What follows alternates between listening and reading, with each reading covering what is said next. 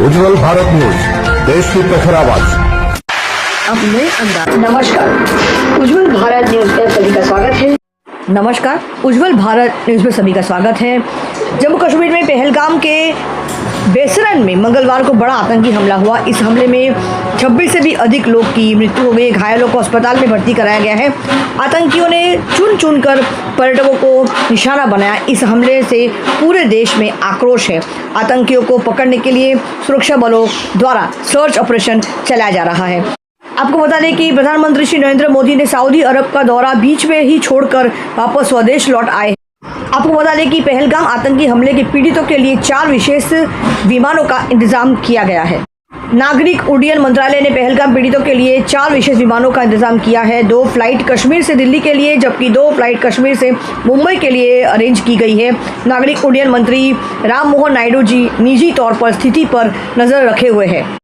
केंद्रीय गृह मंत्री अमित शाह भी पहलगाम घटनास्थल पर पहुंच गए हैं। इससे पहले शाह अस्पताल में घायलों से मिले हैं। इससे हमले में जान गंवाने वाले लोगों को शाह ने श्रद्धांजलि भी दी है। वह हमले के बाद रात को 1 बजे तक बैठक करते रहे। उन्होंने कहा कि इस कायराना हमलों का अंजाम देने वालों को हम बख्शा नहीं जाएगा। आपको बता दें कि आतंकवाद से निपटने के लिए जंग में भारत के साथ कंधे से कंधा मिलाकर खड़े हैं नेपाल के प्रधानमंत्री। नेपाल के प्रधानमंत्री केपी शर्मा ओली ने कहा कि पहलगाम आतंकी हमले में मारे गए लोगों के साथ हमारी संवेदनाएं हैं। नेपाल आतंकवाद से निपटने के इस जंग में भारत के साथ कंधे से कंधा मिलाकर खड़े हैं। इस हमले के पीड़ितों में नेपाली नागरिक के होने की रिपोर्ट्स का सत्यापित कर रहे हैं और हर संभव मदद मुहैया कराएंगे। आपको बता दें कि कहा जा रहा है कि बड़ी प्लानिंग के तहत हुआ आतंकी हमला। आतंकियों ने कर रखी थी रेकी। सूत्रों के मुताबिक आतंकवादियों ने पूरे इलाके की रेकी कर रखी थी।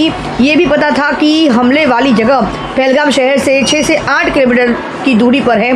सूत्रों के मुताबिक इस इलाके में मोबाइल नेटवर्क और सुरक्षा बलों का बैकअप पहुंचने के समय को भी आतंकियों ने नोटिस किया था। उसके बाद हमले की प्लानिंग की गई थी। खुफिया सूत्रों के मुताबिक टीआरएफ और लश्कर ओवरग्राउंड वर्कर OGW की भी मदद इस आतंकी हमले को अंजाम देने में लिया गया। इस एंगल पर सुरक्षा एजेंसियों छानबीन कर रही है। सूत्रों के मुताबिक पिछले कुछ दिनों में ओवरग्राउंड वर्कर की मदद से इस घाटी की रेकी की होगी, जिसके आधार पर आतंकियों को हमला करने में कामयाबी मिली। कल NIA की एक टीम दिल्ली से IG स्तर के अधिकारी के नेतृत्व में रवाना होगी, जिसमें फॉरेंसिक टीम भी मौजूद होगी। NIA की दूसरी टीम जम्मू NIA ब्रांच से श्रीनगर के लिए जाएगी। आपको बता दें कि महाराष्ट्र के उप मुख्यमंत्री एकनाथ शिंदे जी ने भी नागरिक उड्डयन मंत्री किंजरापू राममोहन नायडू से भी फ़ोन पर बात की। उन्होंने पहलगाम हमले की पीड़ितों और उनके रिश्तेदारों को उनके गृह राज्य वापस लाने के लिए उड़ान की मांग की। नायडू ने कल तक फ्लाइट की व्यवस्था करने पर सहमति जताई है। DCM कार्यालय ने इसकी पुष्टि भी की है।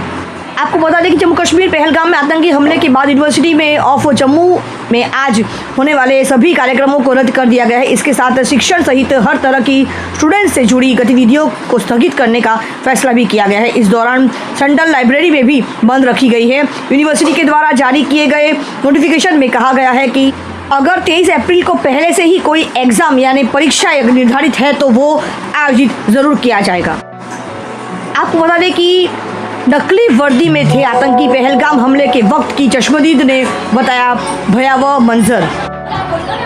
आपको बता दें कि रूस के राष्ट्रपति व्लादिमीर पुतिन ने भी जम्मू कश्मीर के पहलगाम में हुए आतंकवादी हमले पर राष्ट्रपति द्रौपदी मुर्मू और प्रधानमंत्री श्री नरेंद्र मोदी को अपनी संवेदनाएं व्यक्त की है। पुतिन ने कहा, राष्ट्रपति महोदया, प्रधानमंत्री महोदया, कृपया पहलगाम में हुए आतंकवादी हमले के दुखद परिणामों पर अपने संवेदनाएं स्वीकार करें, जिनके शिकार नागरिक थे कई देशों के नागरिक। उन्होंने कहा आगे, इस क्रूर अपराध का कोई औचित्य नहीं है। हम उम्मीद करते हैं कि इसका अंजाम देने वाले अपराधियों को उचित सजा जरूर मिले। मैं आतंकवाद में के सभी रूपों और अभिव्यक्तियों से लड़ने में भारतीय भागीदारी के साथ सहयोग बढ़ाने में अपनी प्रतिबद्धता को दोहराना चाहूँगा। कृपया मृतकों के निकट और परिजनों के प्रति अपनी सहानुभूति और समर्थन व्यक्त करें। साथ ही सभी घायलों के जल्द स्वस्थ होने की कामना भी उन्होंने किया।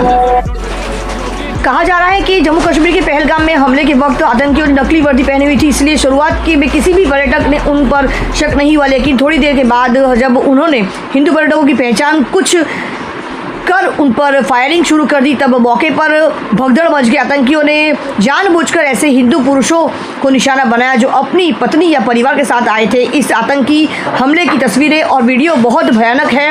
इस वीडियो में जिन महिलाओं के पतियों पर आतंकवादी हमला हुआ है वो रोती और बिलखती हुई दिख रही है। आज पहलगाम में टेरर अटैक हुआ है। हम पूरे पहलगाम की तरफ से इसकी पुरजोर मजम्मत करते हैं। जिसने भी ये बुज़दिलाना हमला किया है, हम पहलगाम के बाशिंदे, पहले हम हिंदुस्तान के बाशिंदे हैं, उसके बाद हम कश्मीरी हैं। हम उसकी तरफ से, अपने पहलगाम के आवाम की तरफ से इस बुज़दिलाना हमले का पुरजोर मजम्मत करते हैं। जिसने भी आज ये बुज़दिलाना हमला टूरिस्ट पे किया है, ये टूरिस्ट पे अटैक नहीं है, ये पूरी इंसानियत पे अटैक है। आज इंसानियत का कत्ल हुआ है। जो गवर्नमेंट है जम्मू एंड कश्मीर की, हम उनसे पुरजोर मजम्मत करते हैं कि उनसे इल्तिजा रिक्वेस्ट करते हैं कि जिसने भी ये हमला किया है कातिल को जल्द से जल्द पेश किया जाए। की पुरजोर मजम्मत करते हैं। We want मजलूमों का कत्लेआम, मजलूमों का कत्लेआम। इस हमले में जिस भी फैमिली ने कोई भी मेंबर गंवाया है, हम उसके साथ शाना बशाना है। जो दुख उनके साथ, हम जो दुख उन्होंने आज उठाया है उनके साथ वो हमने भी पूरा, हम उसमें पूरा शरीक है। जिसने भी है, हम एक बार फिर बोलना चाहते हैं, जिसने भी है हमला, बुज़दिलाना हमला किया है, हम फिर से इसकी पुरजोर मजम्मत करते हैं। Thanks for watching UB News. Like and comment, and don't forget to subscribe for latest updates. Subscribe our channel.